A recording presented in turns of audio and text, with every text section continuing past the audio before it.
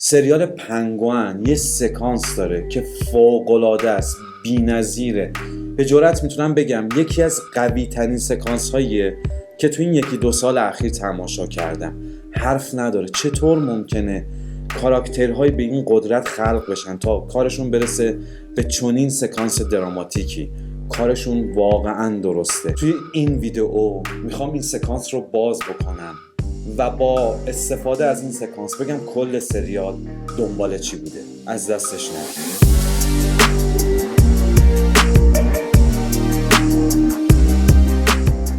سلام، خیلی مخلصم به کانال سینمازیست. خیلی خوش اومدید. اون سکانس از قسمت آخر رو به یاد بیارید که سوفیا آز و مادرش رو میبره همون کافه رستورانی که توی اون آز وقتی 11 سالش بوده به مادرش یه قولی میده و این قول باعث میشه تصمیم مادرش برای سپردن اون به جانی اون محله عوض بشه و خطای اون رو نادیده بگیره. سوفیا کاری میکنه که مادر کودکی آز رو به یاد بیاره، دوباره اون رو زندگی بکنه و تحت فشار میگذارتش تا از عمق وجودش به آز بگه من از تو متنفرم، همیشه خدا از تو متنفر بودم.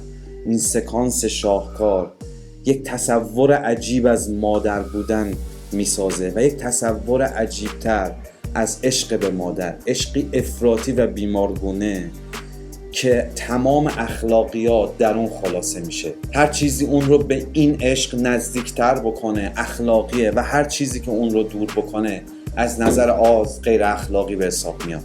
آز صرفاً یک ملاحظه اخلاقی داره و اون مادرشه، غیر اون به هیچ چیزی پایبند نیست. سوفیا همین تنها نقطه ضعف آزوالد رو پیدا میکنه و به اون ضربه میزنه. این سکانس یه آشنایی زدایی داره از صحنه‌های معروف تصفیه حساب و شکنجه. اینجا شکنجه به جای اینکه جسمی باشه روحی روانی میشه.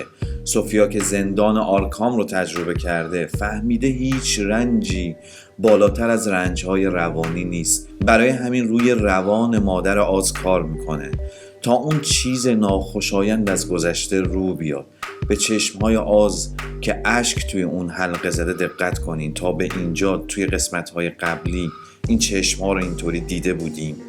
نه، آز واقعاً داره در هم میشکنه، مادرش هم همینطور. اما موضوع اینه که سوفیا خبر نداره بعد از این انتقام و لذتی که از اون میبره یه آز متولد میشه که دیگه هیچ نقطه ضعفی نداره، موجودی که هیچ دلبستگی نداره، هیچ ارزشی براش باقی نمونده، هیولای هولناکه که واقعاً باید ازش ترسید.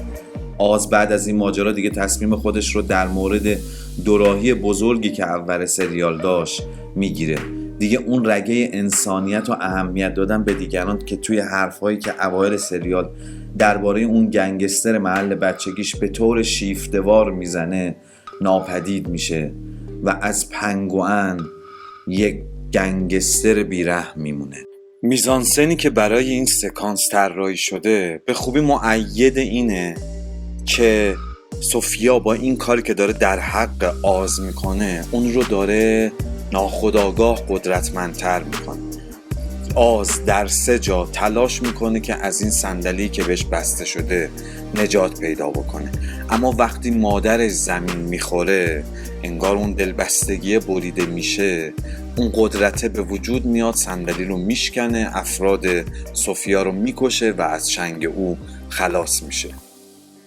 با کشتن ایده مادر در وجود آز اون رو غیر آسیب پذیر میکنه. یعنی تنها نقطه‌ای که آز داشت و اون رو انسانی میکرد و از همین زاویه ما بهش نزدیک میشدیم رو از بین میبره. یک کاری خلاف میلش، میخواد به آز آسیب بزنه اما این آسیب رو ازش میگیره و آز تبدیل میشه به یک هیولا که بعد از این سکانس ویکتور رو که اونجا بهش ابراز علاقه میکنه و میگه تو رو جزوی از خانواده‌ام میدونم به قتل میرسونه. Can you imagine to be remembered like that?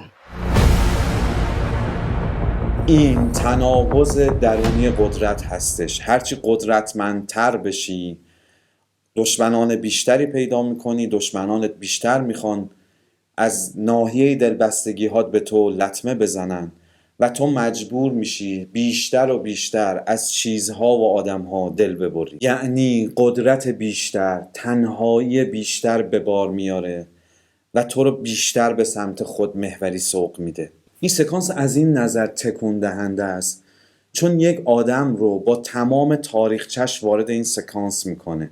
یک چیزی که خرد خرد به ما اطلاع داده. برای اولین بار که آزوالد وارد اون تونل مترو میشه به یک دریچه نگاه میکنه. ما علت این نگاه رو نمیفهمیم، اما توی قسمت آخر از همه چیز سر در میاریم. یه اتفاق بدی افتاده و قرار این اتفاق رو بیاد.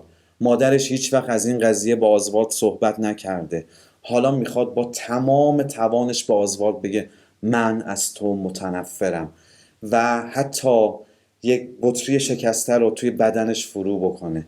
این اون لحظه تکون دهنده این سکانسه، چیزی که شاید توی این سالهای اخیر خیلی کم مثلش رو دیدیم. حالا بریم سراغ این که این سکانس چه چیزی در مورد کلیت سریال برای ما رو میکنه. اینجا میخوام در مورد شبکه شخصیت ها صحبت بکنم، این که چطور سریال این ایده رو نهایی میکنه و توی این سکانس برای ما جا میندازدش. دلبستگی ضعف هستش و انسان از وابستگی های اجتماعی ضربه میخوره. انسان باید خودمحور باشه و قید و بندی غیر از تمایلات خودش نداشته باشه. خب این هم میتونه یه معنا از انسان باشه، چرا که نه؟ اما سریال با گذاشتن یه ایده متقابل سویه دیگه این ایده رو به ما نشون میده. این ایده متقابل متعلق به سوفیا. به نظر من سریال با گنجوندن شخصیت سوفیا تقابلی توی دیدگاه آز ایجاد میکنه. سوفیا از پدرش آسیب خورده، یه آسیب جدی. اون پیشاپیش قبل از اینکه به قدرت برسه ماهیت ناخوشایند و غیر اخلاقی این شکل از قدرت رو چشیده. خودش قربانی این شکل قدرته. شاید برای همینه که سوفیا مثل آز یا ویکتور دیگه این قدرت چندان براش جذاب نیست. اگه میخواد اون ماده مخدر رو پخش کنه فقط به خاطر قولی هست که به برادرش داده. اون هم انگار مثل آز و مثل ویکتور به یه چیزی توی گذشته پایبنده. آز بین نیاز به قدرت و نیاز به دلبستگی گیر کرده. تصمیمش برای قتل ویکتور نشون دهنده پیروزی کامل نیاز به قدرت بر نیاز انسانی میل به دیگران. ویکتور خانواده‌اش رو از دست داده و خشمی نسبت به بالاشهریای گاتهام داره و این خشم توی مسیری میفته که به آز کمک کنه نیروهای پایین شهر رو علیه بالاشهریان متحد کنه.